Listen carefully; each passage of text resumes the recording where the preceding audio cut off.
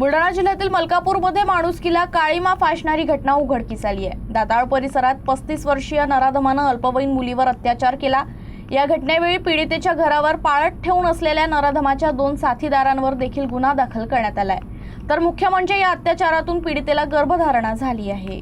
हा घटनाक्रम डिसेंबर 2025 मध्ये सुरू झाला। पीडितेचे आईवडील कामावर गेले होते। त्याचाच फायदा घेत मुख्य आरोपी तौफिक शाह अताउल्ला शाह उर्फ शाहरुख यानं पीडितेचे घर गाठले। यावेळी त्याचे 2 साथीदार मुज्जू शाह आणि शाकीर शाह हे घराबाहेर पाळत ठेवून उभे होते। तर शाहरुखने घरात घुसून अल्पवयीन मुलीवर बळजबरीने अत्याचार केला। या कृत्याबाबत वाच्यता केल्यास पीडितेला कुटुंबासह जीवे मारण्याची धमकीही त्यानं दिली। भीतीपोटी पीडितेनं हा छळ मुकाट्यानं सहन केला।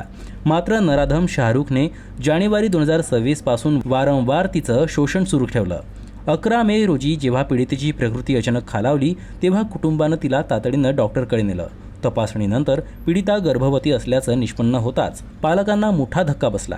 त्यानंतर पीडितेनं या घटनेबाबत माहिती दिली। या प्रकरणाचे गांभीर्य ओळखून मालकापूर ग्रामीण पोलिसांनी तत्काळ हालचाली करत तिन्ही आरोपींवर विविध कलमान्वये गुन्हा दाखल केला आहे। सध्या हे तिन्ही आरोपी फरार असून पोलीस पथक त्यांचा कसून शोध घेत आहे।